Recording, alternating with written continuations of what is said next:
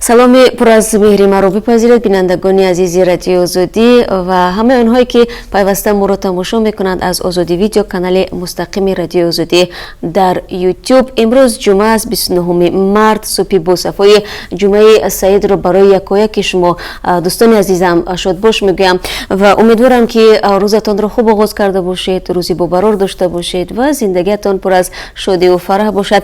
ва қабл аз он ки чун ҳамеша нигоҳи андозам ба хабарҳое ки дар даст дорам, ман аз боду ҳаво мегӯям. чун маъмул аз Прага шурӯъ мекунем ки аз ин ҷо ман бо шумо ҳамин ҳоло соати 7 бо вақти Прага суҳбат дорам. дар Прага ҳавои имрӯз абрӣ пешгӯӣ шудааст, гарми рӯзона то 12 дараҷа мерасад.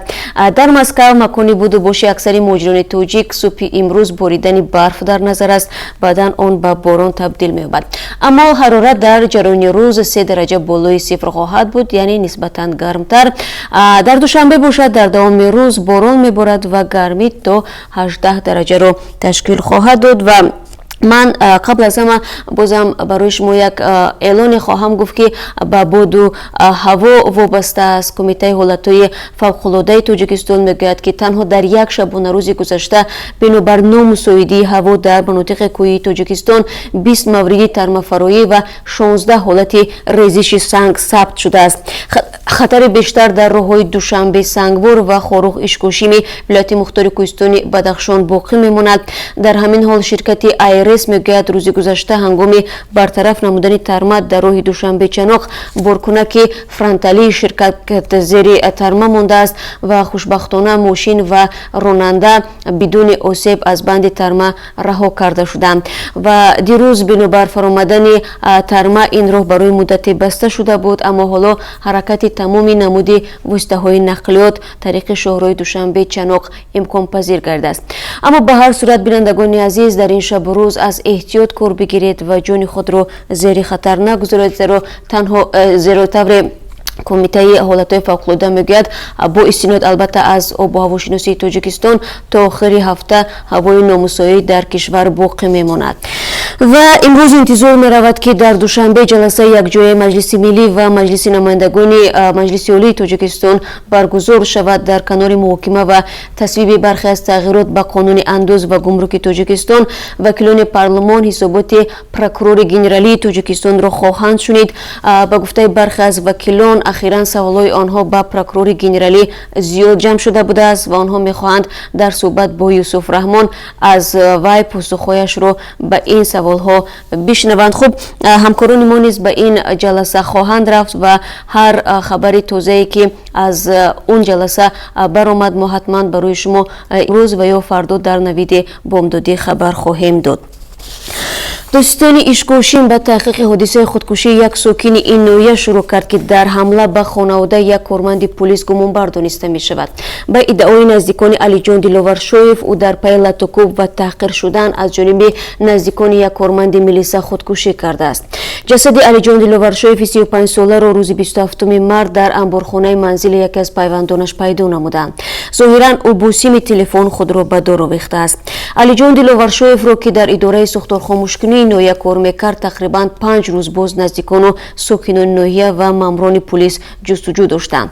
ба гуфтаи бархе аз афроди огоҳ аз ҳодиса қабл аз худкушӣ, Алиҷон субҳи 23 март бо як шиша бензин ва табар ба хонаводаи корманди пулис дар минтақа ҳамла кардааст. ҳабиб ғарибшоҳзода қаблан дар шӯъбаи корҳои дохилии ноҳияи ишкошин фаъолият мекард ва ҳоло дар раёсати вазорати корҳои дохилӣ дар вилояти мухтори Кӯҳистони Бадахшон фаъолият дорад. ба гуфтаи Давлатшоҳ Ғарибшоев, дар ин ҳамла чанд тан аз аъзои хонаводаи ӯ аз ҷумла худи ин падари корманди милиса ва 3 писараш ҷароҳатҳои гуногун бардоштанд. Давлатшоҳ Ғарибшоев, падари Ҳабиб Ғарибшоҳзода, дар суҳбат бо радиоозодӣ гуфт бо шишаи бензин тирезаашро шикаста ба хона пардофт.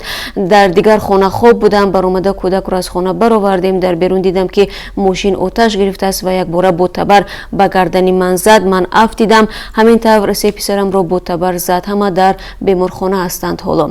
пас аз ин ҳодиса Алиҷон фирор ва худкушӣ кардааст. ҷасади ӯ баъди 4 рӯз пайдо шуд. امیربیکوف یکی از پیوندان علی جان دیلوورشویف در صحبت با رادیو آزادی گفت شب پیش از حادثه حمله علی جان به او زنگ زده درباره لط و کوب و تحقیر شدنش از جانب بچه‌های خانواده غریب شویف نقل کرده بود. علی جان در این صحبت به امیر گفته است احتمال او را برای این جنجال بازداشت میکنند. در انبارخانه که جسد علی جان را پیدا کردند نوشته جوتی ببخشید من هم مردم را مشاهده نمودم. نزدیکان میگن تشخیص اثر لط و کوب را در بدن علی جان مشخص کرده است. در همین حال خانواده کارمند پلیس ادعای نزدیکان علی جان را که نسبت او تأخیر و فشار صورت گرفته است به اساس میخوانند.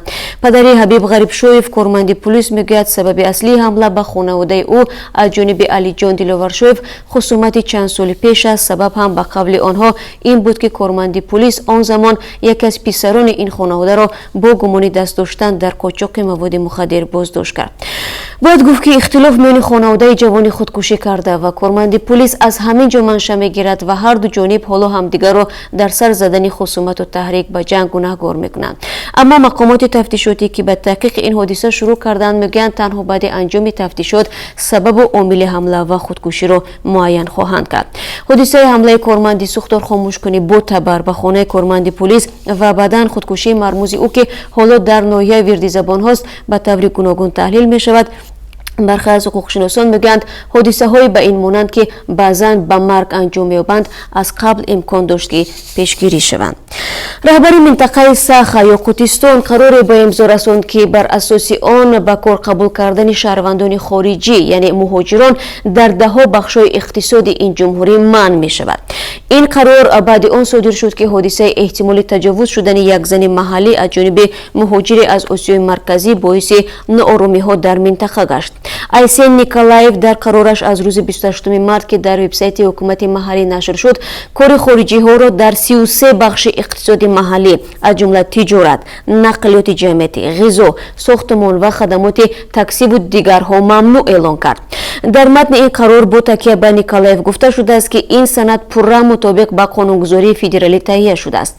در متن اینچنین گفته می شود که در تصمیم گیری مقامات ویژگی های بازار کار جمهوری ساخا یا قوتستان به اعتبار گرفته شد و بر اساس آن در قبول کار برتریت به شهروندان روسیه داده می شود. این تحولات چند هفته بعد حمله ها ضد مهاجران از آسیای مرکزی صورت می گیرد که بیشتر این حادثه ها در پایتخت شهر یاکوتسک مشاهده شدند. روز 17 مارت پلیس گفت که یک مرد 23 ساله قرغیز در رابطه با دزدی و تجاوز به ناموس زن 36 ساله بازداشت شد و بعد این در شهر به بندوباری آغاز گردید. 28 مارت پلیس در یاکوتسک گفت که در دوم شب 4 مرد را دستگیر کردند که به فروشگاه خردی مربوط به مهاجران از آسیای مرکزی حمله کرده است. یک روز پیش از این در شبکه‌های اجتماعی یک ویدیو نشر شد و در آن دیده می شود که حملگران محصولات کشاورزی در فروشگاه گذاشته شده را به سوی صاحب این مغازه هوا میدادند و او را تهدید میکردند. در ویدیویی از جانب پلیس نشر شده یکی از بازداشت شده ها میگوید که به هنگام حمله زیر تاثیر مشروبات بود. یاکوت‌ها مردم ترک بوده نصف ساکنان منطقه را تشکیل میدهند. جمعیت یاکوتستان 1 میلیون نفر گفته می شود و مهاجران تاجیک نیز در اون جمهوری کار و فعالیت دارند و طوری گفته می شود تعداد آنها به هزارها نفر می رسد. خوب بینندگان عزیز توجه کنید به یک اعلان دیگر. از روز دوشنبه یعنی از 1 اپریل اروپا به وقت تابستان نمیگذرد و این به اون معنی است که پخش مستقیم صحبت و برنامه خبری 1 ساعت بر وقتتر پیشنهاد شما خواهد شد. به همین ترتیب از روز دوشنبه نویدی بومدودی رو در مسکو ساعت 8:00 سحر و در دوشنبه ساعت 11:00 تماشا کردن میتوانید. سرخط خبرهای روز از رادیو آزادی به وقت مسکو ساعت 11:00 و در دوشنبه ساعت 13:00 تقدیم شما می شود و برنامه خبری رادیو آزادی ساعت 14:00 با وقت مسکو و ساعت 16:00 با وقت دوشنبه منظور شما کاربران عزیز رادیو آزادی می شود. از همین سبب به خبر نمانید و پخش مستقیم را تماشا کنید. чанд мақоми баландпояи амрико ба осиё сафар карданд то кишварҳои минтақаро ба худдорӣ аз хариди нафти эрон мутақоид кунанд. Сигал Мандилеки, муовини вазири молияи амрико дар умури мубориза бо сармоягузории терроризм ва иттилооти молӣ рӯзи 29 март дар Сингапур гуфт, дар мулоқоташ бо мақомоти Малайзия, Сингапур ва Ҳинд аз хатари муомилот бо Теҳрон ҳушдор медиҳад. Ӯ гуфт, бисёр муҳим аст ин кишварҳо бифаҳманд ки чӣ гуна Эрон бо содироти нафт ҷомеаи байналмилалиро фиреб медиҳад. Иёлоти Муттаҳидаи Амрико мехоҳад содироти нафт ба бозорҳои ҷаҳониро ба сифр баробар кунад ва аз ин рӯ аз харидорони нафти Эрон хостааст воридоти аз ин кишварро баст кунанд, вагарна ба таҳримоти Амрико дучор мешаванд. Амрико ба чанд кишвар муҳлат додааст воридоти нафти Эронро ба тадриҷ кам кунанд то иқтисодашон якбора осеб набинад.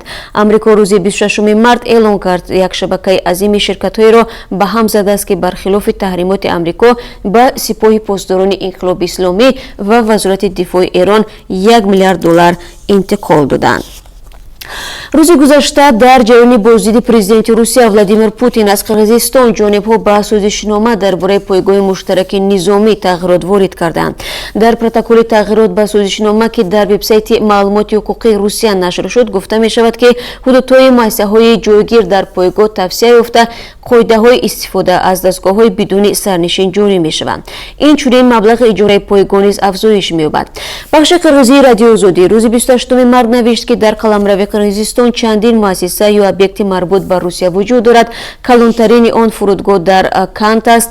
Соли 2012 ҳамаи ин муассисаҳо ба як пойгоҳи муштараки низомиву ҳавоӣ муттаҳид карда шуданд. Ба ин пойгоҳ фурудгоҳи Кант, пойгоҳи низомиву баҳрии Исиққул, нуқтаи зилзиласанҷӣ дар шаҳри Майлусуу ва нуқтаи мухобиротии Чалдовар дохил мешавад.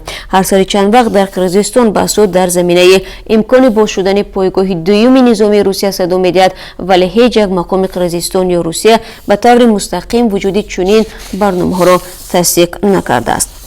ва додгоҳи низомии гарнизони Душанбе сарбоз Саидов Саид Муҳсидинҷонро ба 7 моҳи зиндон маҳкум намуд. ин наваскар дар роҳ ба хидмати ҳарбӣ аз маркази пойтахт фирор кардааст. тибқи иттилои додгоҳ, Саидов баҳори соли гузашта ҳангоми сафарбар кардан ба қисмати ҳарбӣ ба самти номаълум фирор карда то аввали соли равон аз хидмати ҳарбӣ саркашӣ кардааст. наваскар баъди 9 моҳи фирор аввали соли равон аз ҷониби маъмурони милисияи ноҳияи Шомансур боздошт гардид. ба ҳамин тартиб Саидов бо ҳукми додгоҳи низомӣ барои фирор ва саркашӣ аз хидмати ҳарбӣ 7 моҳашро дар зиндон сипарӣ хоҳад кард. ва чун ҳамеша бинандагони азиз дар ин қисмати суҳбат яъне дар поёни он ба қурби асъори хориҷӣ дар бонкҳои Тоҷикистон рӯ меорем ки аз сӯи Бонки миллӣ барои имрӯз таъин шудааст. $1 бо 9 сомониву 43 дирам, €1 бо 10 сомониву 60 дирам ва 1000 рубли русӣ бо 144 сомониву 80 дирам харидаву фурӯхта мешавад. ва ташаккур мегӯям барои ҳамроҳӣ бинандагони азиз дар ин субҳи барвақт ва сипос ба ҳамаи шумо ки ҳамеша моро тамошо мекунед аз Озодӣ видео канали мо дар YouTube ва ман шуморо баъд аз камтар аз 3 соат дигар бозам дар сархати хабарҳои рӯз бо хабарҳои тоза ва гузоришҳои ҷолиб дар барномаи хабарӣ ки соати 1 бо вақти Прага тақдими шумо мешавад мунтазир мемонам. рӯзи хуб дошта бошед ва то дидори навбатӣ.